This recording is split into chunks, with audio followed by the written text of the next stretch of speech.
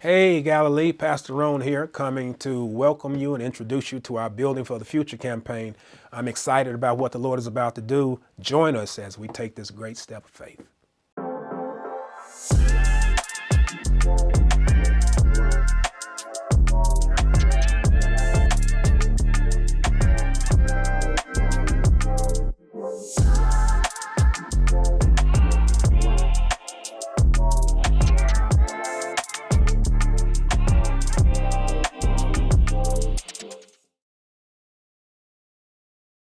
Building for the future. Galilee, we are called to build for the next generation. 1 Chronicles 28, verses 2 through 8, give us a beautiful picture of what it looks like to build for the future.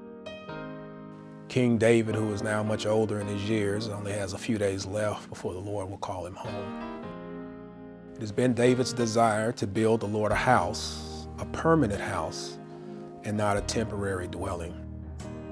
For years, the Ark of the Covenant that represents the presence of God among his people has been transferred from place to place to place. But David wants to build God a permanent house. He calls all of his leaders, his magistrates, his officials, all of the best warriors in the land of Jerusalem. Along with his sons and his son Solomon, he calls them to Jerusalem for this final statement. He tells all those who are gathered there that he had planned to build the Lord a house. Not just any house, but a great house that would represent an earthly representation of the glory and majesty of the God of Israel. David has the plans for God's house. He's thought well and long about the house he will build for God. God has told David that he would not allow David to build this house. David has been a man of war. He shed much blood, and God will not let David build the Lord's house. However, he will let David's son Solomon build the house. David's plans, but Solomon's work.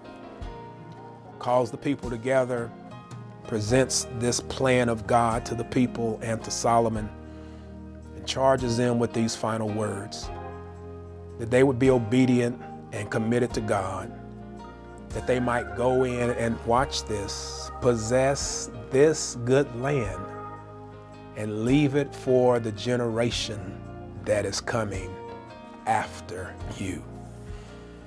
Those words captured my mind and my heart and lingered around in my thoughts for many days, as I have thought well and long about my time spent here at Galilee and what the future might look like. It is my heart's desire, like David, to build the Lord not only a great house, but a great ministry for those that are coming after us.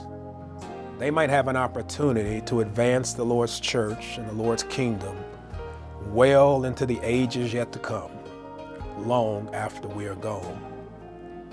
Building for the future is a plan, is a campaign that we have to build the ministry of Galilee for the future that's coming behind us. 3 phases to our plan and our goal to build for the future. 1 is to totally redo the building that we currently worship in. We thank God for this building. We came here in 2007, and now for some 15 years, we've been blessed to worship in this building. But let's be honest, it's an older building and it has an older feel. And it is our desire to totally redo this building with a contemporary feel, not just for the sake of aesthetics, but to help us maybe sense more, be more in tune in some sense when we come here to worship.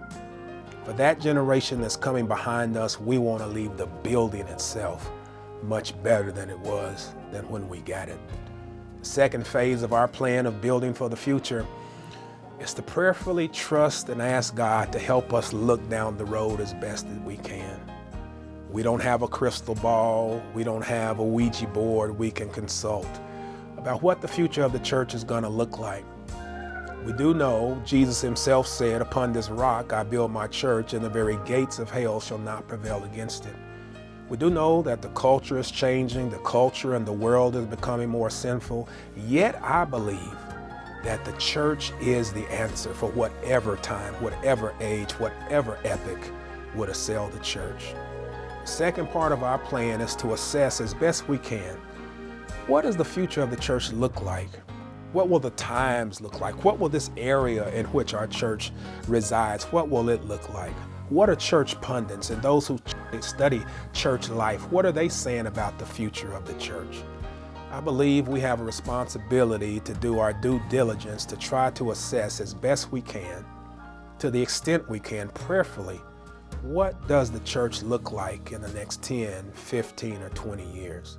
The third part of this Building for the Future campaign is not only to redo the church and not only to assess as best we can what's coming down the road, but the third leg of this campaign is to begin to structure our ministry in such a way that we can raise and develop and equip leaders to stand boldly for Christ in the days and the years yet to come. So Galilee, I'm asking us together to take a step of faith. Part of redoing the building is to challenge you and to ask you to take a financial step of faith to trust God. And let's give at least $50,000 over and above what we normally give towards redoing this building. No, $50,000 is not a lot, but it will help us pay off the current mortgage, and it will help us greatly to be able to get a much bigger loan to totally redo the church. I'm asking you to pray. I'm asking you to trust God, and I'm asking you to give. And I'm asking you to join me as we build for the future.